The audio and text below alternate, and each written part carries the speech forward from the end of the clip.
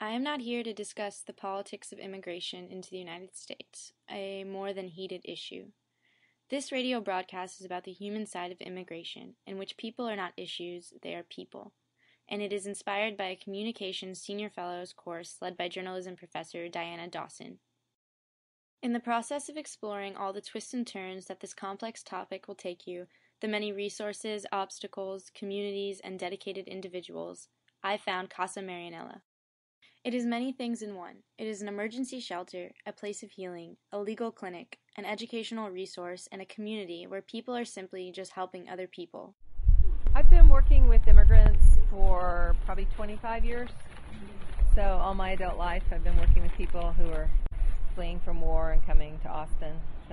And I've been at Casa, I'm in my 14th year now. That's Jennifer Long. She's the executive director at Casa Marianella, as well as the programming director for their emergency shelter center for adults.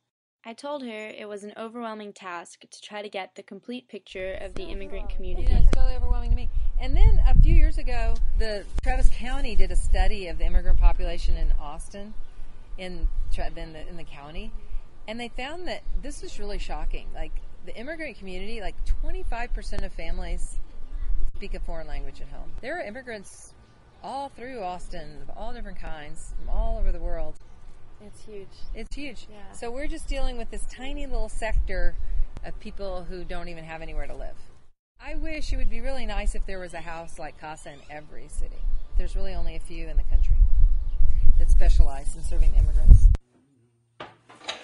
During my first visit to Casa Marianella, I volunteered in their kitchen, chopping vegetables and heating chicken for dinner, which they provide to their residents daily. I watch people walk in and out of the kitchen that leads out into the shaded back patio. Some tried to sneak a taste early and would give a coy glance over to the staff member when they were caught in the act.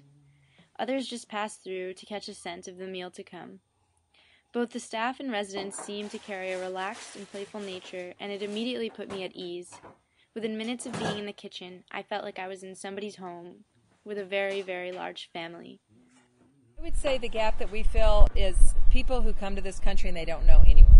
Mm-hmm. You know, some people, a lot of people, most immigrants come and other immigrants help them. You know, either their family members or a friend or someone that they know or a cousin or whatever. They have somebody they can go to that kind of give them their initial start.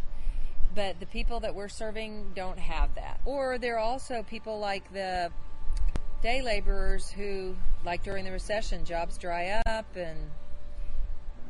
or they get hurt or injured, and then suddenly they find themselves homeless.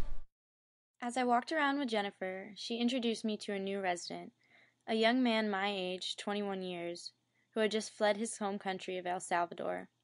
His family put their house up as leverage so that a smuggler would take him across the border, and he had 6 months to make the money back so that their house would not be taken from them.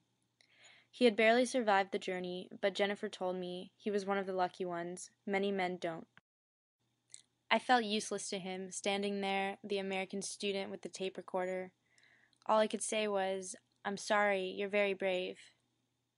But not even directly to him, between translations with Jennifer. Our encounter reminded me that most residents here share a common past of hardship and trauma.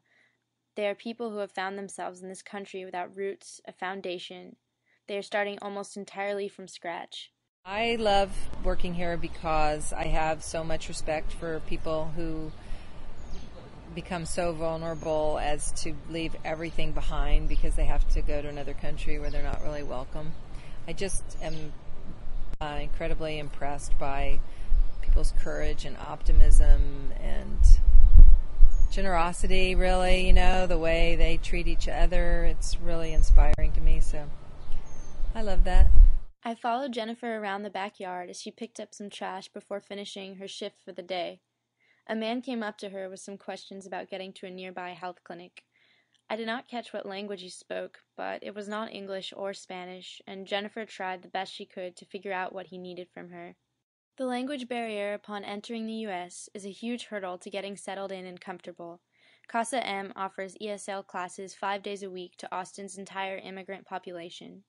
On Saturdays, some residents of the adult shelter get together for an informal language exchange, with English speakers trying to learn other languages too. I'm Brittany. Mucho gusto. Mucho gusto. Sí, ¿cómo estás? Sí, mucho gusto. I'm good. Okay. My name is Español un Jose. poco. Donde Michigan. Where do you from? ¿De dónde? No. ¿De dónde eres tú? De Michigan. De Michigan. The ESL classes are just one resource CASA offers within their Community Education Center. There is also a free legal clinic that assists CASA residents in applying for work permits, renewing green cards, seeking asylum, and other legal immigration needs. The shelter also helps their women residents find work. Another resource is the donation-based herbal medicine clinic. Hector Kuhn offers a variety of treatments such as acupuncture, Chinese massage, and other remedies to both the CASA residents and the immigrant community at large. Yes, I started just 2 days in a week, and now I'm doing like 4 days. And so and the first priority was just to treat the Casa residents because most of them they take time till they see a doctor. Mostly of them they have been maybe in detention, so they saw a doctor already, but they couldn't continue doing the follow-up. So I was able then to treat them after they have seen a doctor the last 12 months, then to do my work with different homeopathy on massage and back flowers, homeopathy, Chinese herbs. So there's a lot of areas that I could address, like post-traumatic syndrome disease, or was it stress, it was nutrition is one other thing I'm putting a lot of energy on it, because I think mostly diseases are in nutrition deficiency. People are not eating well, people have no money to eat. Financial as well as cultural barriers make access to healthcare and wellness difficult to obtain. The community Casa Marianella has fostered is an incredible mix of culture, resources, and support. When there is not an appointment scheduled, Hector just walks across the street to the shelter and asks if any residents need treatment. This passion and generosity resonates throughout Casa Marianella. There is a community of people in every city in the United States who have suffered tremendously to get there. Each has a unique story to tell, and a desire to survive that transcends policies, elections, and border lines. The best thing we can do to get an understanding is to talk to an actual person who's going through the experience and hear what they have to say about it. One of the things that we try to do at Casa is provide a space for people to come and meet immigrants and listen to their stories, and that's really a wonderful gift to our residents as well, because they often feel invisible, and it's hard. It's really hard to leave a country where people know you and you have a role and you have your place in the community, and then to come to a place where you're invisible, you maybe don't have a job, you aren't really respected as anything, and you're just sort of living on the margins. So I think the best thing is to listen. The last Sunday of every month, Casa Marianella hosts a big free dinner and celebration for the entire community. They call it Convivio. For more information on Casa Marianella, you can visit their website at casamarianella.org. And for more stories and resources about the Austin immigrant experience, visit our class blog at humansideofsocialissues.wordpress.com.